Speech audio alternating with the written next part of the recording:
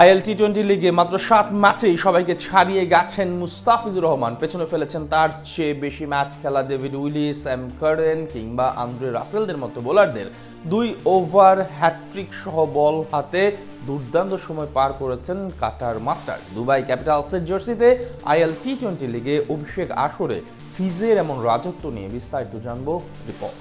2025 সালটা একদম মন মতো কাটাচ্ছেন মুস্তাফিজুর রহমান। বিশেষ করে সংক্ষিপ্ত ফরম্যাটে দুরন্ত গতিতে ছুটে চলেছেন বামহাতি এই পেসার। জাতীয় দল তো বটেই, ফ্র্যাঞ্চাইজি টুর্নামেন্টগুলোতেও এখন অন্যতম হটকেকে পরিণত হয়েছেন দ্য ফিজ। গেল সপ্তাহের রেকর্ড দামে বিক্রিত হয়েছেন আইপিএল নিলামে। পাশাপাশি আইএল টি-20 লিগেও নজরকাড়া পারফরমেন্স করে মন জয় করে নিয়েছেন সকলের। টুর্নামেন্টটিতে মাত্র 7 ম্যাচ খেলেই পিছনে ফেলেছেন সময়ের অনেক সেরা সেরা বোলারদের। এমনকি তার ধারে কাছেও নেই রাশিদ খান, ডেভিড উইলি, মাথিসা পাতিরানার মতো আলোচিত বোলাররা। বর্তমান সময়ে বাংলাদেশের ক্রিকেটের সবচেয়ে বড় সুপারস্টার ধরা হয় মুস্তাফিজুর রহমানকে। বিশ্ব ক্রিকেটে বেশ ভালো কদর সৃষ্টি করেছেন তিনি। সেখান থেকেই প্রথমবারের মতো আইএল টি-20 লিগ খেলতে গিয়েছেন তিনি। সেখানে এখন পর্যন্ত অসাধারণ পারফরমেন্স করেছেন এই পেসার। নিজের প্রথম ম্যাচে মাঠে নামেন শক্তিশালী গলফ জায়ান্টের বিপক্ষে। সেখানে 4 ওভারে মাত্র 26 রান দিয়ে নেন জোড়া উইকেট। এরপর আবুধাবি নাইট রাইডার্সের বিপক্ষেও 2 উইকেট শিকার করেন এই পেসার। মাঝে 2 ম্যাচে 1টি করে উইকেট নিলেও নিজের পঞ্চম ম্যাচে এমআই এমিরেটসের বিপক্ষে নেন 3 উইকেট, যেখানে করেন ওভার হ্যাট্রিক। এরপর শারজাহ ওয়ারিয়র্সের বিপক্ষে 2 ওভারে জোড়া উইকেট নেওয়ার পর রবিবার রাতে গলফ জায়ান্টের বিপক্ষে ফিরতি ম্যাচে করেন ওভার হ্যাট্রিক, যার সুবাদে তিনি এখন আছেন সেরা বোলারের তালিকায় শীর্ষদের কাতারে।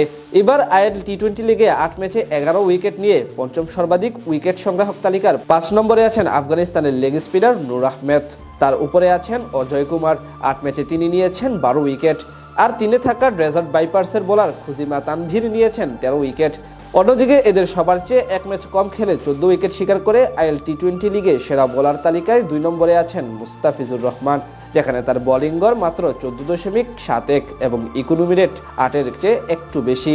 তার উপরে আছেন কেবল দুবাই ক্যাপিটালসের আরেক বোলার ওয়াকার সালাম খেল। তিনি অবশ্য ফিজের চেয়ে 1 ম্যাচ বেশি খেলে নিয়েছেন 1টি বেশি উইকেট। এছাড়া কমপক্ষে 20 ওভার বল করেছেন এমন বোলারদের মধ্যে সবচেয়ে ভালো বোলিং গড় দখল করে রেখেছেন মুস্তাফিজুর রহমান। একই শর্তে সবচেয়ে ভালো স্ট্রাইক রেটটাও ফিজের দখলে। সব মিলিয়ে বলা চলে আইএল টি-20 লিগে অসাধারণ সময় পার করছেন কাটার মাস্টার। এমন নজরকাড়া পারফরমেন্সের কারণেই তিনি এখন সবাইকে ছাড়িয়ে শীর্ষ 3-এ, এমনকি সবার নয়নের মধ্যমণীয় হয়ে উঠেছেন কাটার মাস্টার। এখন প্রয়োজন সেই ধারাবাহিকতা ধরে রাখা, তাহলে চ্যাম্পিয়ন হতে পারবে তার ফ্র্যাঞ্চাইজি।